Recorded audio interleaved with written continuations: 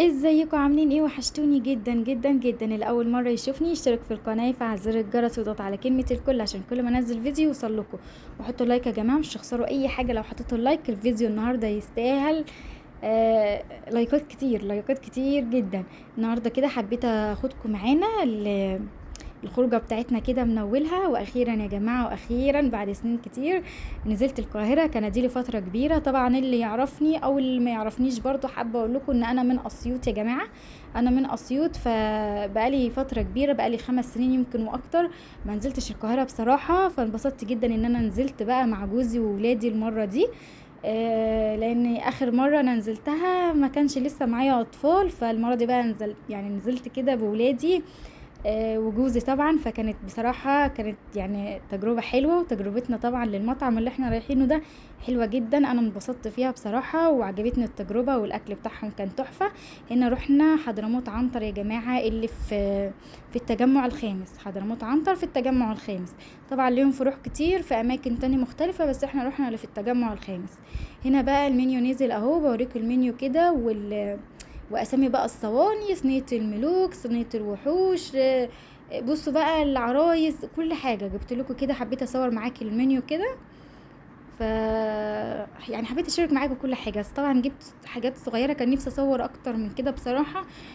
بس المكان مليان ناس، فاحتراما للناس اللي موجوده مش عايزه اظهر حد، مش عايزه ابين حد ما يكونش عاوز يبان. فحبيت كده ان انا اجيب لكم كده حاجات بسيطه يعني. يعني حاجات كده في السريع الخروجه بتاعتنا. بصراحة انا انبسطت. فانتوا عارفين بقى، بقول لجوزي هنيجي تاني امتى؟ قال لي لا، ده اللي هو تعيشي عليها كده 10 20 سنة كده عشان تنزلي مصر تاني.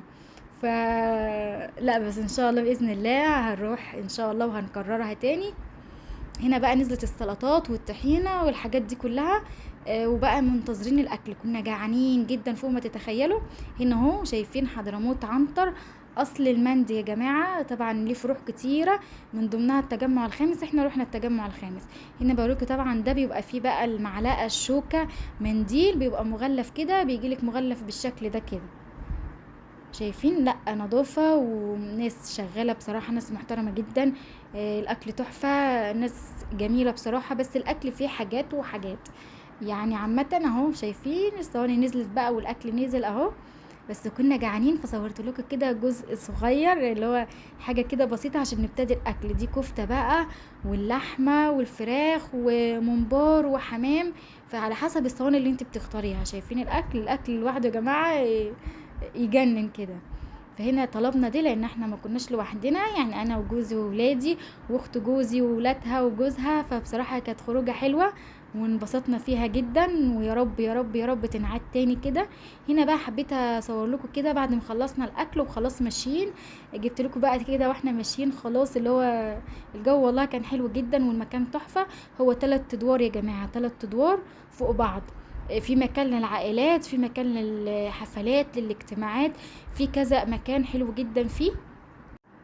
هنا اهو خلصنا. احنا بصراحه كنا جعانين جدا، فانا ما لحقتش يعني، اللي هو صورت لكم كده حاجه بسيطه من الاكل وما صورتش كتير طبعا احتراما للناس اللي موجوده في المكان. خفت الكاميرا تجيب حد كده حد كده، فاحتراما للناس اللي موجوده عشان ما اجيبش حد منهم.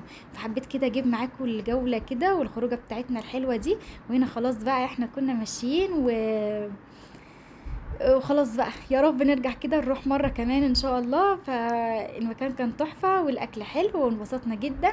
وحبيت ان انا اشارك معاكم الفيديو ده. شايفين اهو احنا ماشيين برضو صورت لكم المكان واحنا طالعين بالعربية اهو. حضرموت عنتر. ويلا بقى يا جماعة، حطوا اللايك واشتركوا في القناة وفعلوا زر الجرس واضغطوا على كلمة الكل. ويلا بقى، سلام.